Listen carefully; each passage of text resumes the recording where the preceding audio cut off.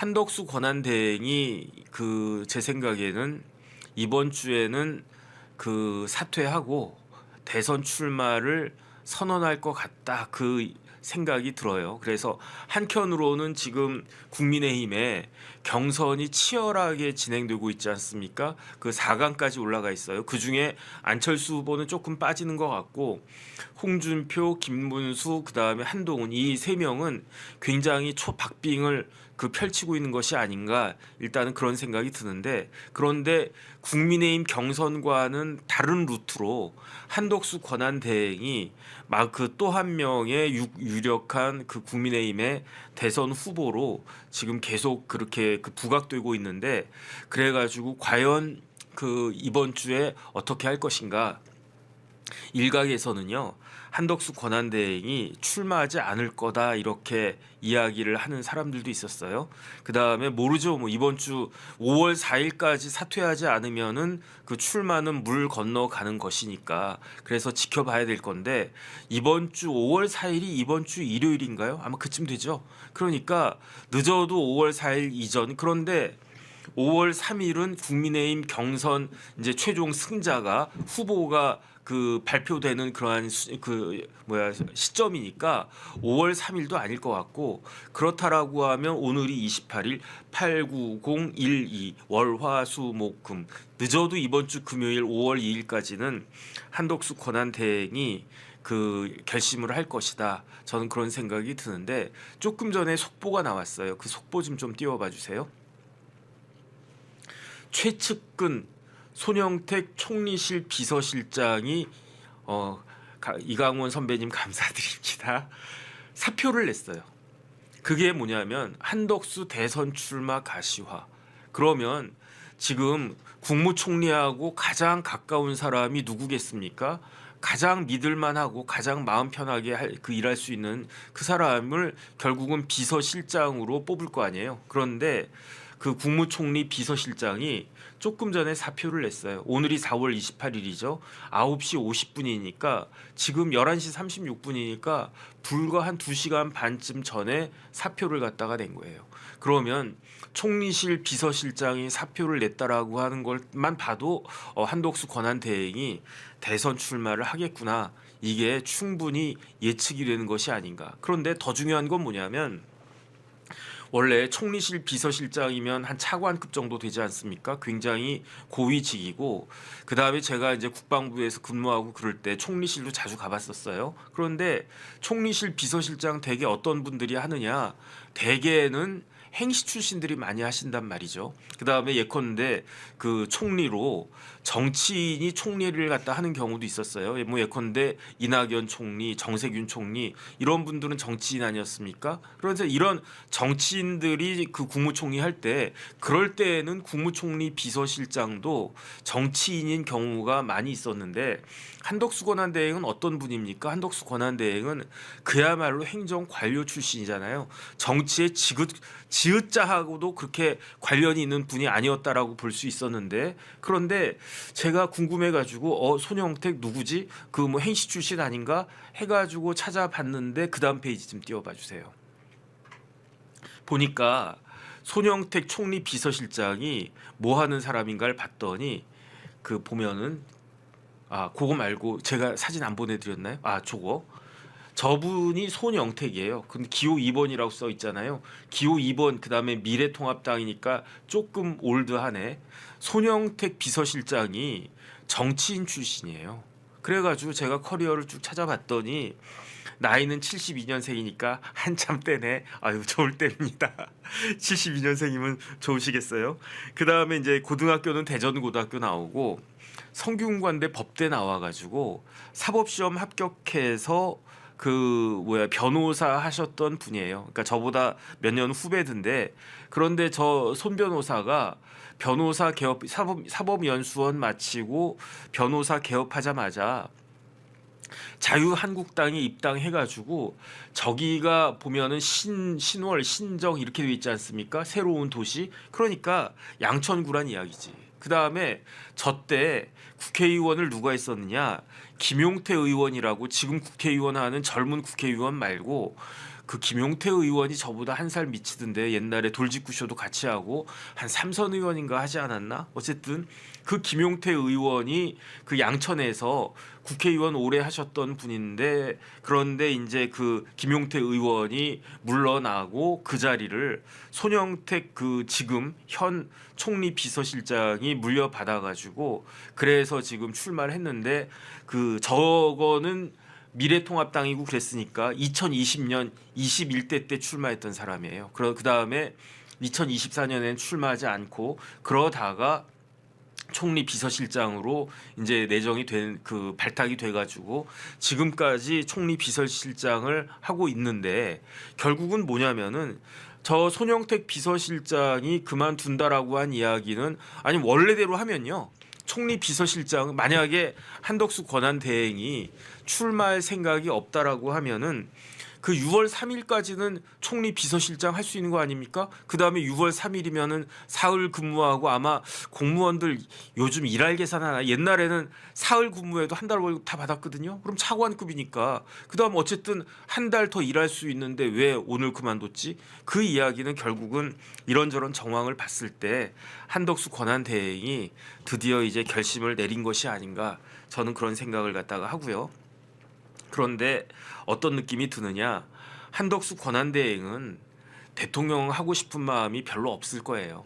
그 다음에 끝까지 기다리고 있지 않았을까 하는 생각이 듭니다. 그다음 표정도 저 표정 뭐 그렇게 뭐 웃을 만한 표정은 아니었을 것 같은데 지금 한덕수 권한대행 표정이 뭐 그렇게까지 막 밝지는 않은 것 같다. 왜 그렇겠습니까? 한덕수 권한대행은 대통령 하고 싶은 마음이 별로 없으실 거라고 제가 한덕수 그 총리라고 해도 이 나이에 무슨 내가 대통령까지 하느냐 이런 마음을 갖고 계실 거예요. 하지만 지금 가만히 있을 수가 없으니까 그러니까 예컨대 김문수, 가나다 순입니다. 안철수, 한동훈, 홍준표 이렇게 네 분이 4강에 올라갔는데 그런데 그 네 사람의 지지율이 지지부진하잖아요. 사실은. 이재명 대표 어땠습니까? 이재명 대표가 그 민주당의 후보로 그 뽑혔는데 몇 퍼센트로 뽑혔습니까? 89.77%로 뽑혔어요.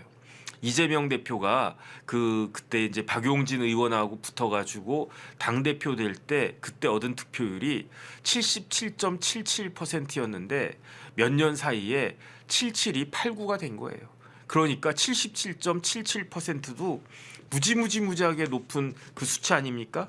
그게 왜 얼만큼 그 77.77%가 얼마나 높은 수치냐면은 민주당의 전설이라고 볼 수 있는 그 DJ가 대통령 후보 할 때 그때 얻은 득표율이 78%인가 그랬어요. 78%.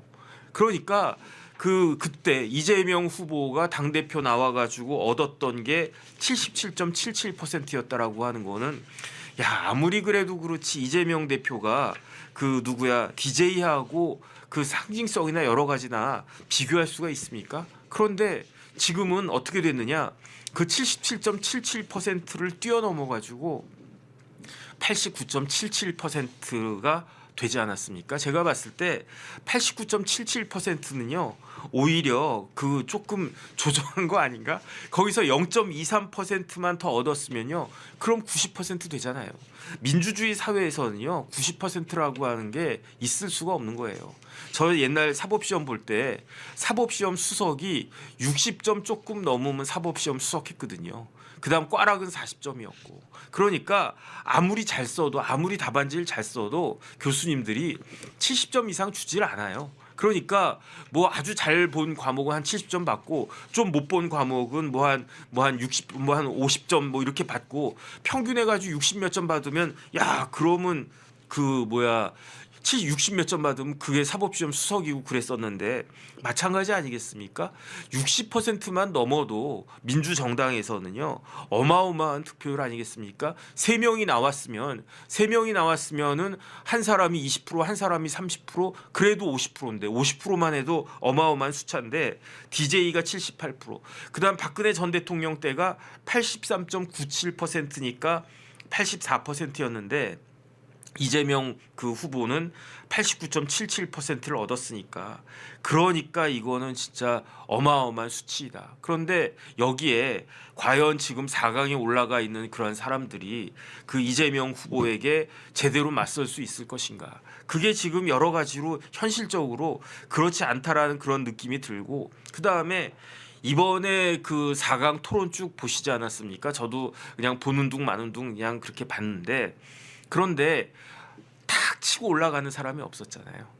그래서 뭐 어떤 분들은 아 그래도 역시 한동훈이 젊고 똑똑하고 잘한다 그런 생각들을 갖다가 했을지는 모르겠는데 어쨌든 그래도 탁 치고 나가서 아 무조건 뭐 누구네 무조건 김문수네 김문수가 계속 1등 했으니까 아 역시 토론도 잘하네 역시 꽃꽃 문수고 역시 김문수 바른 사람이네 그러니까 김문수한테 그냥 몰빵을 갖다가 이런 게 없었잖아요.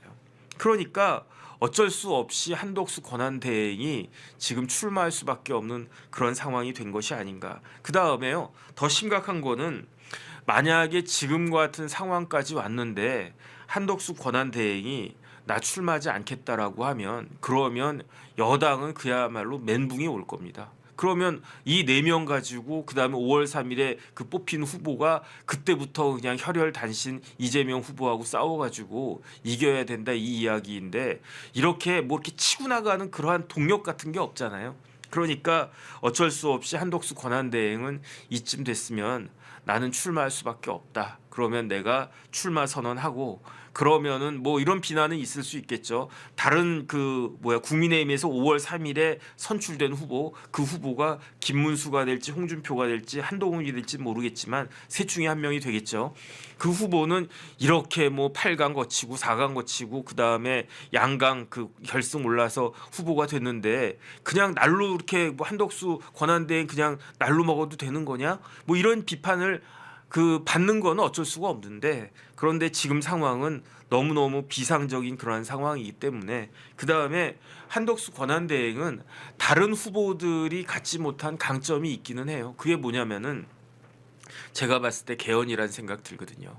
지금 저는 개헌파입니다. 그러니까 저는 진짜로 국민의힘이 정권 재창출해가지고 1년만이라도 그 정권을 갖다가 유지하는 가운데 그 기간 동안에 제가 그 만약에 한덕수 권한대행이 대통령이 되면 임기를 1년짜리 할 수 있고 2년짜리 할 수 있고 맥시멈 3년짜리 할 수 있을 거라고 저는 생각을 하는데 1년을 하든 3년을 하든 개헌을 하고 그렇게 하면서 지선과 총선 중에 하나라도 대선하고 묶어가지고 그렇게 해서 우리나라가 조금이라도 더 정상화 되도록 만들어야 되는 것이 아닌가. 근데 그거를 할 적임자가 한덕수 아닌가? 일단은 그런 생각이 들고요.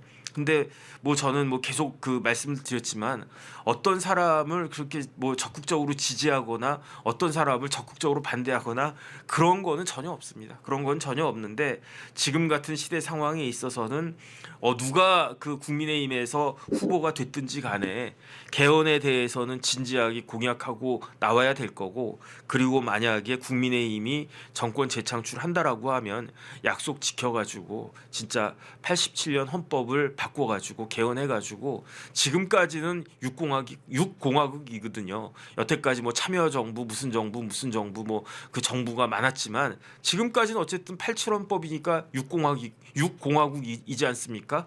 그렇다라고 하면 육공화국을 갖다가 이제는 그 정리하고 7공화국으로 나가야 되는 것이 아닌가.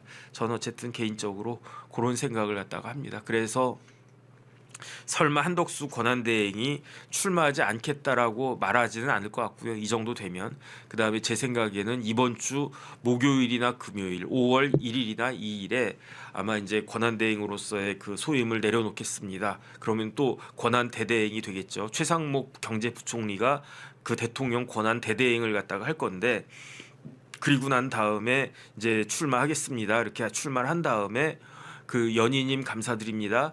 그 5월 10일 이전에 아마 그 5월 3일에 선출된 후보하고 한덕수 권한대행하고 그 양자 간의 이제 단일화가 거기서 또 이루어지지 않을까. 그렇게 해가지고 최종적으로 그 선출된 그 사람이 그 국민의힘 후보로서 이재명 후보를 상대할 것이다.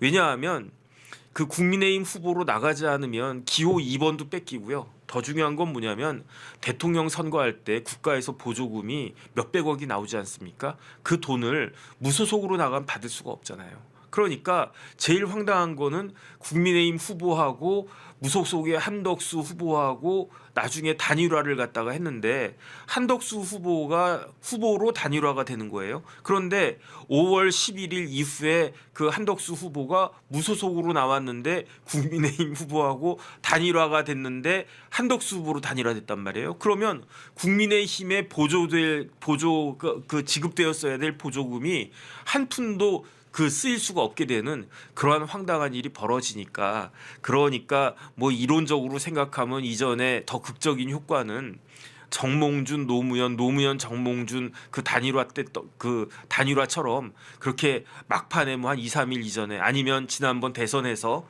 안철수 그다음에 윤석열 그 단일화처럼 며칠 남겨놓고 이렇게 단일화하는 게 그게 더 그 모양이 그 더 극적인 효과가 있을 수 있겠지만, 뭐 이럴 수는 있겠죠. 한덕수 후보가 무소속으로 나오고 그 다음에 국민의힘 후보가 이렇게 쭉 나오다가 뭐 한 5월 뭐 한 25일이나 뭐 6월 그 뭐 한 5월 한 30일이나 이때쯤에 국민의힘 후보로 단일화가 된다라고 하면은 그럼 모르겠는데, 그런데 그때 만약에 한덕수 후보로 단일화된다라고 하면 그건 좀 모양이 이상해지니까, 그러니까 제 개인적인 생각은 5월 10일 경 해가지고 5월 한 9일, 8일, 9일 이 정도에 단일화되지 않을까? 저는 개인적으로 그렇게 예측이 됩니다. 그래서 누가 어떻게 될지, 그 다음에 이제 한 달 정도 남았는데, 한 달 조금 더 남았죠. 그런데 그 기간 동안에 또 어떤 그 변수가, 어떤 일들이 펼쳐질지 한번 지켜봐야 되는 거 아닌가, 그런 생각 듭니다.